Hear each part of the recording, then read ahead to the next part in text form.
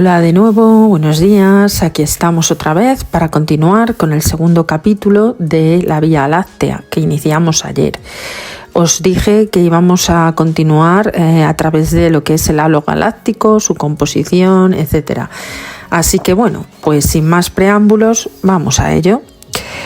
Como sabéis, al igual que las demás galaxias espirales, la Vía Láctea está rodeada por un enorme halo esferoidal, compuesto por estrellas viejas, gas caliente, poco denso y materia oscura. Es verdad, no hay que olvidarnos que hay también materia oscura. En el halo que rodea la Vía Láctea apenas existe formación estelar, ya que la densidad de gas suficientemente frío para colapsar y crear estrellas es escasa. Las estrellas del halo son viejas y suelen agruparse en cúmulos globulares. Estas estrellas pueden haber sido capturadas por las galaxias satélite de la Vía Láctea y orbitan la galaxia de manera poco convencional. Pues pueden seguir otras órbitas muy inclinadas o irregulares e incluso retrógradas. Parece ser que el gas se extiende centenares de miles de años luz y su masa podría ser equiparable a la del resto de la materia ordinaria de la Vía Láctea. Aún así, se calcula que la masa total de nuestra galaxia es mucho mayor, por lo que se estima que contiene una gran cantidad de materia oscura, supuesta entre 5 y 10 veces la materia ordinaria. Esta proporción, oscila en función de las distancias estimaciones que se tomen para la masa de gas. Vacío en rotación. El vacío en rotación es el gas del halo, que además mucho menos denso que cualquier vacío generado en la Tierra, puede alcanzar los 2,5 millones de grados Kelvin, por lo que es detectable a través de los rayos X. Los estudios más recientes indican que esta rotación está girando en el mismo sentido que el disco, a una velocidad algo menor, por lo que considerar esta rotación permitiría obtener modelos más precisos sobre la formación y desarrollo de nuestra galaxia. En el halo se pueden distinguir dos partes, la interna, que es plana, y la externa, que es más voluminosa.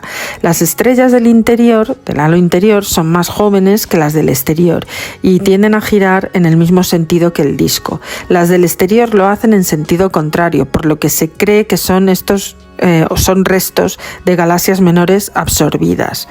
Restos de colisiones galácticas. Como podéis ver en este esquemita, existe un halo de diversas zonas con una densidad estelar superior que se interpreta como que son restos de colisiones galácticas.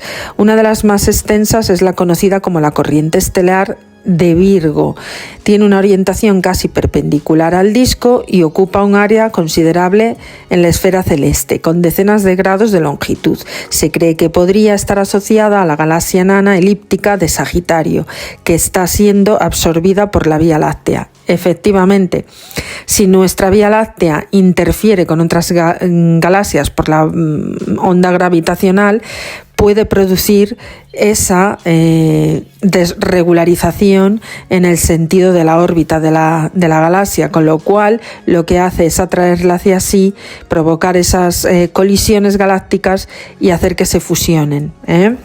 Esto ya lo habíamos hablado, que era un potencial riesgo en el capítulo anterior, que probablemente nuestra galaxia se pueda fusionar con la Vía Andrómeda, con la galaxia Andrómeda. Nuestra Vía Láctea va a fusionarse con la galaxia Andrómeda. Aquí veis en este esquema los dos tipos de estrellas.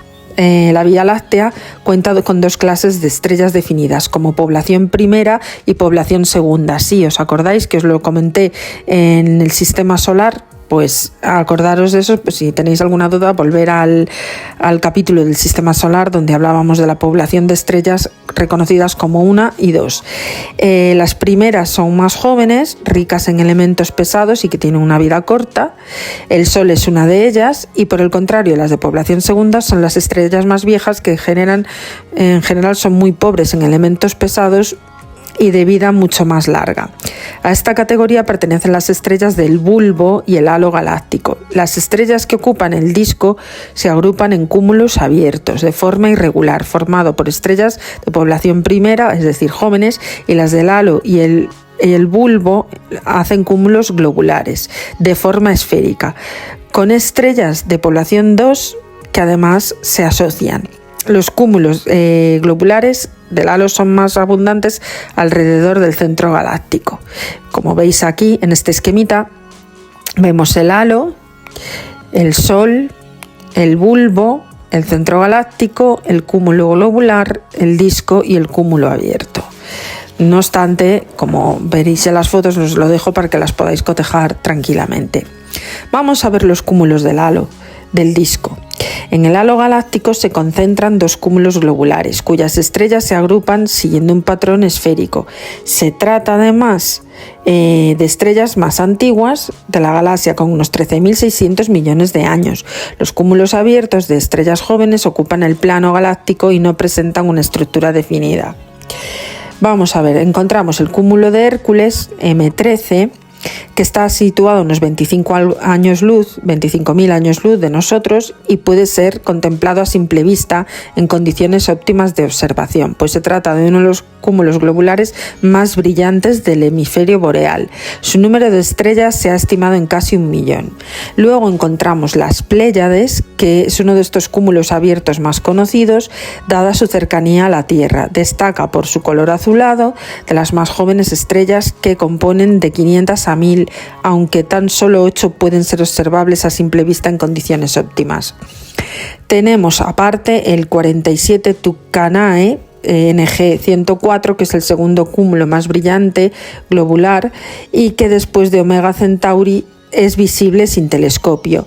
No fue descubierto hasta 1751, ya que se encuentra tan solo 18 grados del polo sur celeste, situado a unos 17.000 años luz, y se caracteriza a sí mismo por la densidad de su núcleo. Es la figura número 3 que podéis ver.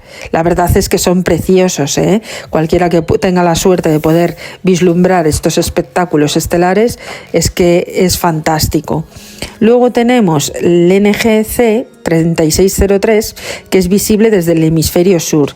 Este cúmulo abierto se sitúa a unos 20.000 años luz de nosotros en el brazo de Sagitario de la galaxia, compuesto por estrellas masivas. Está rodeado por una gran nube de gas y polvo que conforma una región activa de formación estelar. Efectivamente, veis las nebulosas, que además se supone que de estas nebulosas nacen las estrellas. Ahora hablaremos del disco de la galaxia. ¿Cómo es el disco? El disco galáctico no es completamente plano, como hemos dicho, sino que está doblado como un vinilo, expuesto a altas temperaturas. Este hecho, conocido como desde hace décadas, se ha podido explicar de manera satisfactoria hace tan solo unos pocos años. Una de las primeras explicaciones para la deformación del disco galáctico señalaba como posible causa la gravedad de las galaxias enanas cercanas, conocidas como nubes de Magallanes. Esta hipótesis fue descartada tras calcular que la masa conjunta de ambas era demasiado pequeña como para ser de origen a tal efecto. Sin embargo, investigaciones recientes las vuelven a señalar como responsables, pero con una explicación más compleja. Mediante los modelos computacionales se ha conseguido crear la deformación del disco de nuestra galaxia por efecto en las nubes de Magallanes, y si se considera que están moviéndose a través de un halo de materia oscura que actuaría como la amplificación de la influencia gravitatoria. Acordaros que hay una masa oscura de la que se conoce muy poco o casi nada, que podría estar influyendo en esta masa gravitatoria que hace deformar la órbita de estas galaxias. Como tambor, el modelo usado para simular la deformación considerando la interacción de las nubes y la materia oscura desveló una sorpresa. Esta interacción crearía una vibración en el disco de la Vía Láctea similar a las resonancias de un tambor. Según esta hipótesis, la deformación que percibimos como estática correspondería a un instante de un lento movimiento vibratorio. Es decir, que no solo es que hay una fuerza de gravedad, sino que además producen una onda de vibración. Está compuesta además por la capa de hidrógeno. La deformación de la Vía Láctea se ha podido representar detalladamente gracias a emisiones de hidrógeno neutro del disco gaseoso que se extiende más allá de las zonas de mayor densidad estelar. Los contornos de color se deforman hacia arriba con respecto del plano galáctico, mientras que los grises lo hacen más hacia abajo. El punto situado de la izquierda del círculo central indica la posición del Sol, como podéis ver en este esquemita.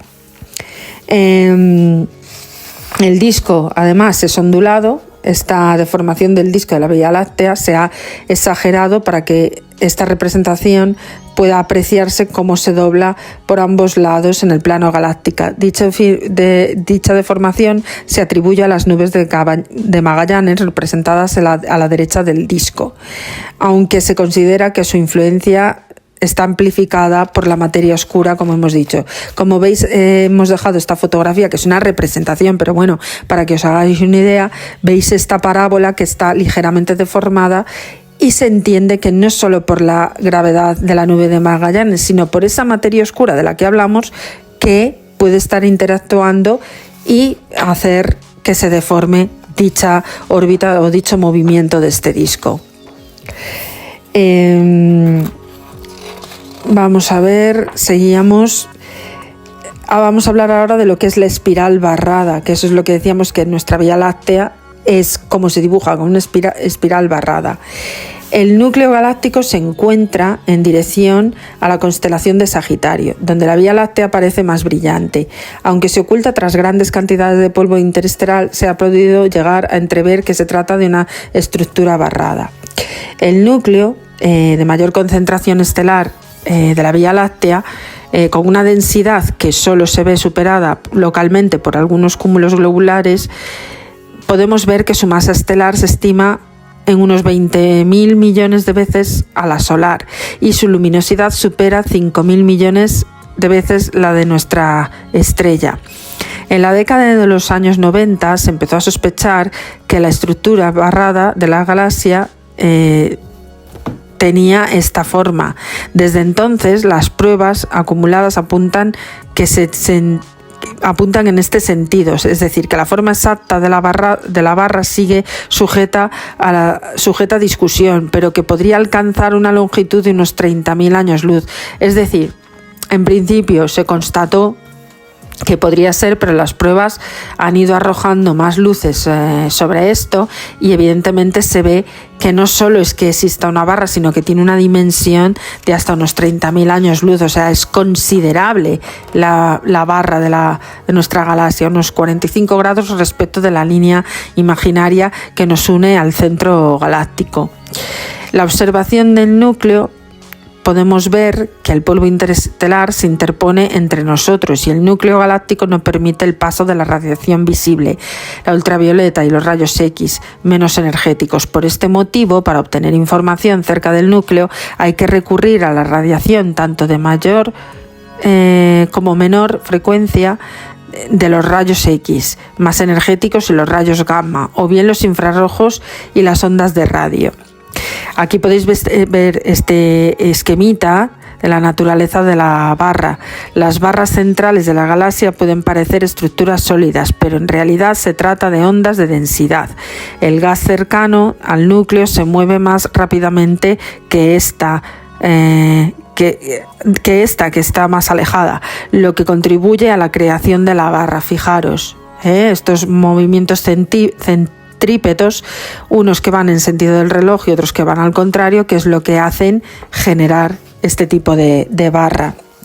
Las estrellas de la barra central. Las estrellas de la barra central se pueden identificar por sus velocidades, alejándose o acercándose a la Tierra según qué lado del centro galáctico veamos. Es decir, que tienen como una especie de movimiento contractorio. Me alejo, me extiendo, me alejo, me extiendo, me alejo, me contraigo, me alejo, me contraigo. Andan así, como si fuese una célula que se contrae y se expande, se contrae y se expande. Decíamos, En este mapa que podemos ver del proyecto Sloan Digital Sky Survey, los círculos indican las regiones de espacio exploradas marcadas con una X. Muestran lugares donde se han hallado estrellas que se alejan de nosotros, mientras que el otro lado, los círculos acompañados de puntos señalan lugares donde las estrellas se acercan a la Tierra. Lo que os decía, estos movimientos de contracción y extensión. Aquí os dejo este esquemita para que lo podáis ver. ¿Hay más galaxias barradas aparte de la nuestra? Pues sí, efectivamente está la NGC 13000, que está situada a unos 60 millones de años luz de la Tierra, que se caracteriza por representar la estructura espiral menor en la parte central de su núcleo, pero como veis se aprecia perfectamente la barra y esos brazos espirales. La verdad es que es una pasada. Luego tenemos la NGC 1672, que se caracteriza por su estructura de brazos espirales asimétricos, con diferencias de brillo significativas. Se encuentra a unos 60 millones de años luz también. Y fijaros, claro, la luminosidad es más violeta, como más rojiza en comparación con la anterior. Y luego tenemos a 105 millones de años de luz la NGC 7479, que destaca por una brillante y larga barra central con una gran actividad de formación de estrellas. Fijaros, se ve la barra, pero además esa nube gaseosa al lado de sus brazos espirales, que quiere decir, o nos está dando a entender, que sigue formando estrellas, siguen formándose estrellas. Vamos a hablar ahora de los maravillosos brazos espirales de estas galaxias, incluida la nuestra. El disco de la Vía Láctea se estructura en unos brazos espirales que representan o presentan una alta densidad de gas y polvo interestelar. La concentración y la naturaleza de dicho gas no es siempre uniforme, por lo que pueden diferenciarse varias regiones. Los brazos de la galaxia cuentan con una gran densidad de material interestelar, a partir del cual se formaban las nuevas estrellas, por lo que cuentan con una población estelar rejuvenecida. Debido a la elevada densidad, el gas interestelar comprimido se colapsa en forma de nubes moleculares y estrellas masivas. Los brazos contrastan con las regiones situadas entre ellos, que acumulan mucho menos gas, por lo que son incapaces de crear estrellas masivas. Esta característica redunda en su escaso brillo y visibilidad. El material que contienen, pues está formado principalmente y básicamente alrededor de un 1% de partículas de polvo. El gas consta aproximadamente de 3/4 partes de hidrógeno y una de helio, así como las trazas de otros elementos. Según las características se pueden distinguir 4 tipos de regiones: gas coronal, regiones H1 y H2 y nubes moleculares. Como podéis ver en este esquema, vemos las ondas de densidad, se ve el gas coronal, las regiones que hemos dicho H1 y H2 y la formación de nubes moleculares, etcétera, etcétera. Aquí os dejo la foto para que podáis ver con más detalle dicho esquema y dichas composiciones. Por otro lado, el centro de la Vía Láctea, vamos a ver, que ya hemos visto que era una barra, vamos a ver de qué está compuesto. La región central de la Vía Láctea es una de las más complejas y turbulentas de la galaxia. A pesar de que su observación es difícil, se ha podido constatarse la densidad de su población estelar, así como la existencia de un agujero negro supermasivo. ¿Os acordáis que dijimos que en el centro había un agujero negro? En uno de los últimos capítulos ya de todo esto del cosmos hablaremos de los agujeros negros, pero básicamente para que vayamos teniendo constancia hay que nombrarlo, porque nuestra galaxia posee uno. A menos de 4 años luz del centro galáctico existe una gran densidad de estrellas. Aunque muchas de ellas tienen una masa similar a la del Sol y una antigüedad aún mayor, también se han identificado otras más masivas que parecen haberse formado hace tan solo decenas de millones de años y se conocen como estrellas S. El cúmulo central es el más masivo y denso de nuestra galaxia. Su concentración estelar es tal que equivale a tener 1 millón de estrellas entre el Sol y su estrella más cercana, Próxima a Centauri. Esta concentración y la elevada velocidad de las estrellas provocan que las colisiones resulten relativamente frecuentes. Y además hay un centro supermasivo. Las estrellas que se encuentran muy cerca del centro galáctico se mueven más deprisa que aquellas que también se hallan en el bulbo, pero estas están más alejadas. Ello sugiere que un agujero negro ocupa el centro de la Vía Láctea, lo que hemos dicho. Otra prueba de que existe este objeto supermasivo son los chorros de radiación gamma que aparecen surgir del centro de la galaxia, que pueden ser los restos del pasado violento de un agujero negro. Aquí, como podéis ver, la antimateria en el núcleo de la galaxia, que dice que en torno al centro galáctico se han detectado grandes cantidades de positrones, partículas con las mismas características que los electrones, pero de carga positiva. Acordaros que el electrón, la carga es negativa, y al electrón con carga positiva se le llamaba positrón. Los pares de estas antipartículas se anulan emitiendo rayos gamma, a partir de los cuales se deduce su presencia. También se ha detectado emisiones cerca del núcleo, la parte más brillante, por encima del plano galáctico, que es la estructura horizontal, como podéis ver en esta pequeña imagen. Y aquí se ve la geografía del corazón de la Vía Láctea. El centro galáctico está rodeado por un conjunto de nubes de gas, de hidrógeno frío, nubes moleculares y nebulosas, que se conoce como anillo molecular. Dentro de este se encuentra una vasta región de gas magnetizado que está unida por un arco de filamentos de gas a la fuente de radio Sagitario A y el centro galáctico exacto. Como podéis ver en este esquemita, tenemos el arco de los filamentos de gas, tenemos a Sagitario A, tenemos el gas magnetizado y el anillo molecular que aparece como amarillo y rojito. Tenemos la emisión de rayos gamma en este esquema, que podéis ver que está cerca del núcleo, a ambos lados del plano galáctico, y se han detectado dos gigantescas burbujas de radiación de alta frecuencia que se han relacionado con Sagitario A y con los cúmulos de estrellas jóvenes próximos. Y como podéis ver, tiene emisiones de rayos gamma, un chorro de rayos gamma, emisiones de rayo X, microondas, cúmulos de estrellas jóvenes, un agujero negro supermasivo y vientos de gas caliente. Como podéis ver, no le falta de nada. Y esto es lo que hace que de esa imagen de barra. Sagitario A, que hemos hablado de ello. ¿Qué es Sagitario A y por qué le llaman Sagitario A? Vamos a ver. El agujero negro de la Vía Láctea demuestra su presencia por el efecto gravitatorio que ejerce sobre las estrellas circundantes y por las emisiones de ondas de radio que emite cuando logra engullir algo de polvo y gas interestelar. Por lo demás, parece haber consumido casi toda la materia que se encontraba a su alrededor. La posición exacta del agujero negro de la Vía Láctea vendría marcada por la fuente de radio conocida como Sagitario A. Esto es la fuente, o sea, Sagitario A es una fuente de radio, o sea, de radiación. Aunque la radiación procedente de este punto es intensa, en términos absolutos, resulta débil para un agujero negro supermasivo, es decir, que el agujero negro todavía tiene una potencia más grande, evidentemente.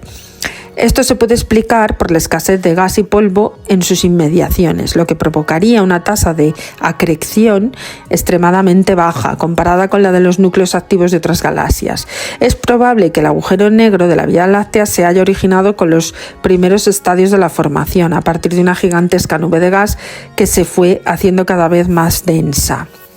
Las estrellas masivas sometidas, las jóvenes estrellas S, cuya masa supera a la del resto de estrellas de la región central, orbitan a gran velocidad del centro galáctico, a unos 1000 kilómetros por segundo. O sea, cuidado, 1000 kilómetros por segundo, ya no es por hora, por segundo. O sea, una barbaridad.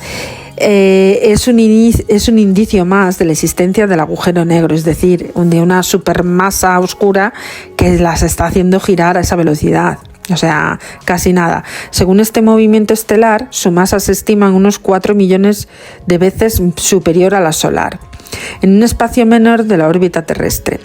En el enorme campo gravitatorio asociado al agujero negro, descarta la posibilidad de que las estrellas S se hayan formado allí, por lo que la explicación más probable es que hayan sido captadas por él. Es decir, que el agujero negro ha absorbido a esas estrellas, ¿vale?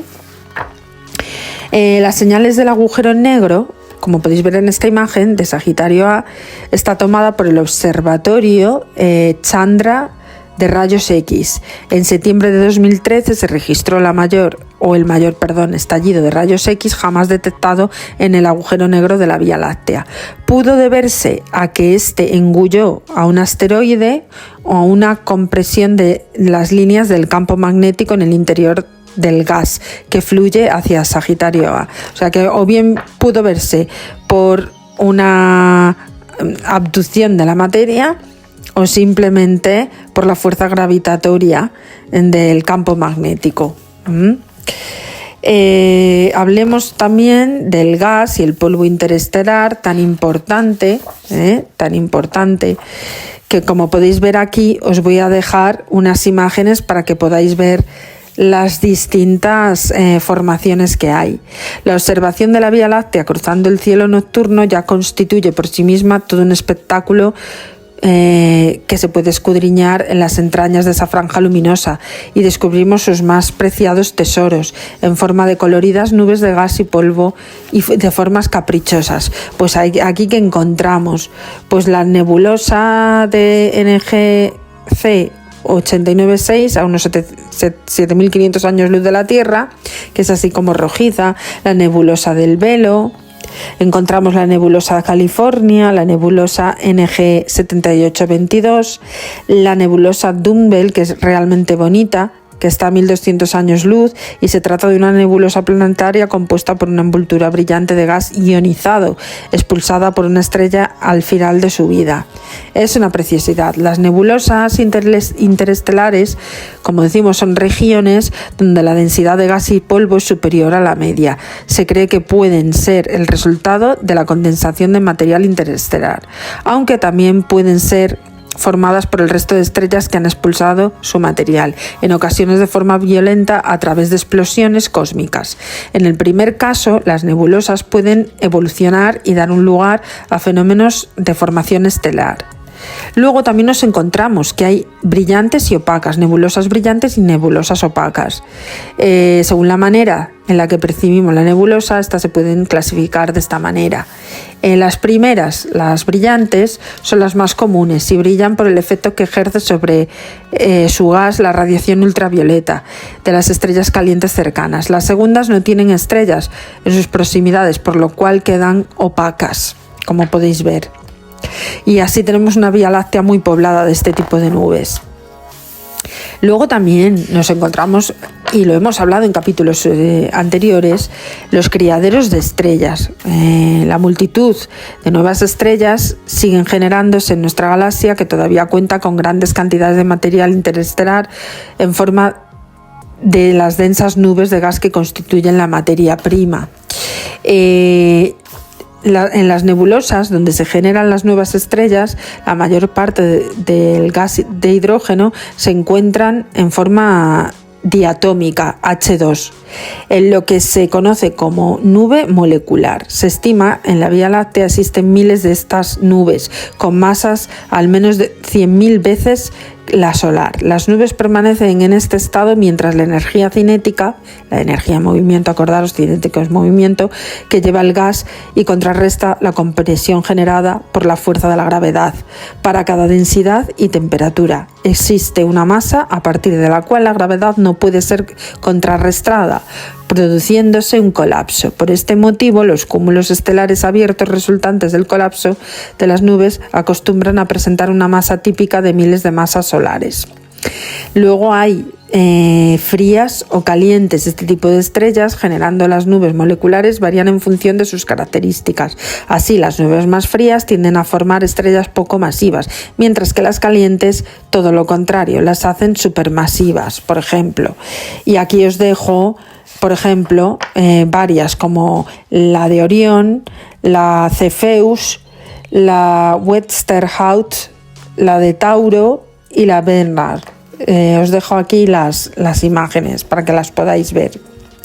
En cuanto al enriquecimiento de estas nubes como tal, podemos decir que las estrellas primigenias de la Vía Láctea apenas contenían elementos pesados. Sin embargo, su muerte dejó una huella química en el material interestelar, que se ha ido transmitiendo a las siguientes generaciones estelares hasta conformar astros de elevada metalicidad.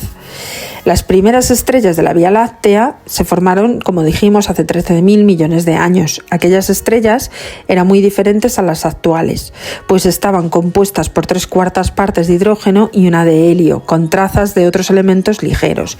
Fueron las primeras fábricas, entre comillas, de lo que se generó como los átomos más pesados por fusión atómica, los cuales incorporaron al medio interestelar mediante el desprendimiento de las capas externas de las estrellas en las fases finales de su existencia.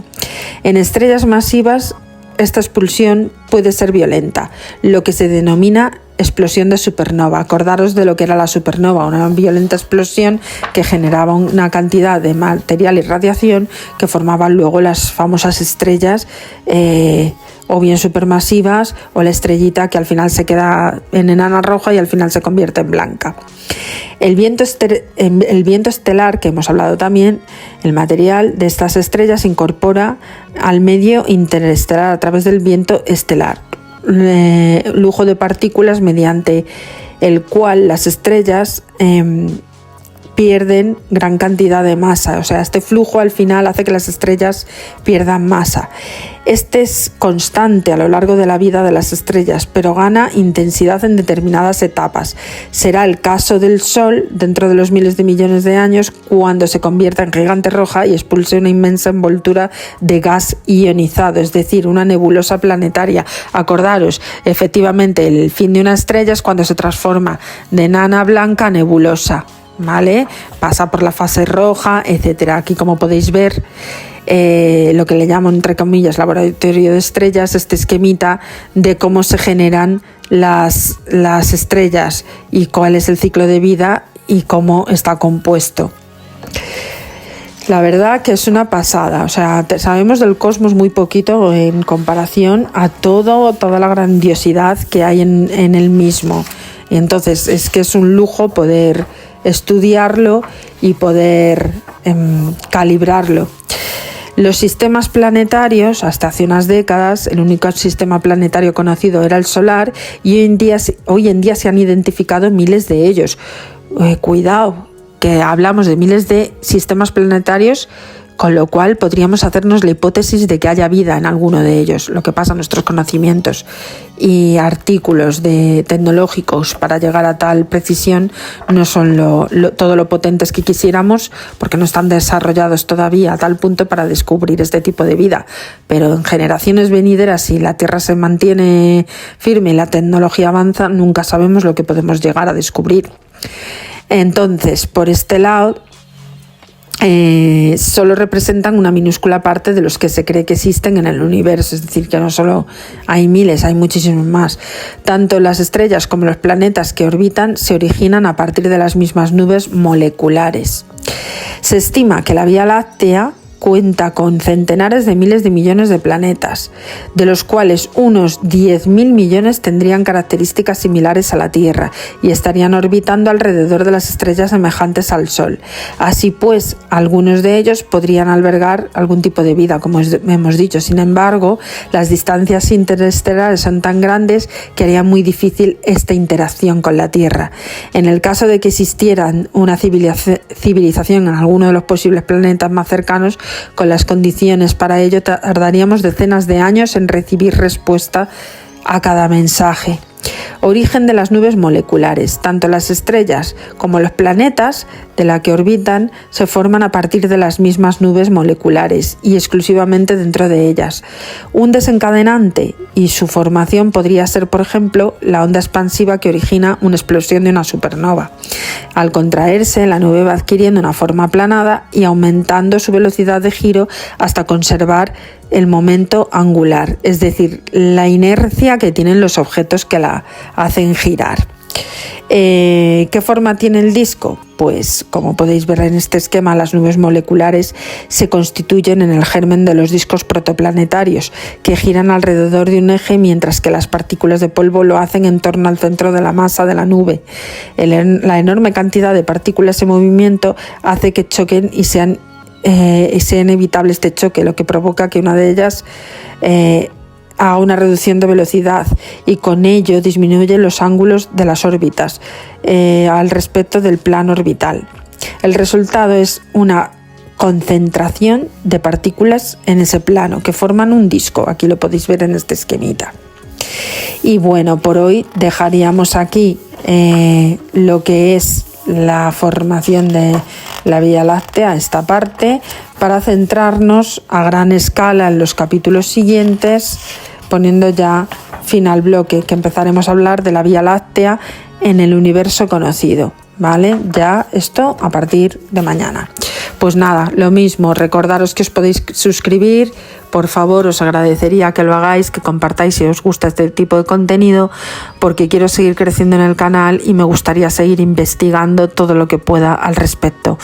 Muchísimas gracias como siempre y agradeceros vuestra fidelidad. Un saludo y que paséis un buen día.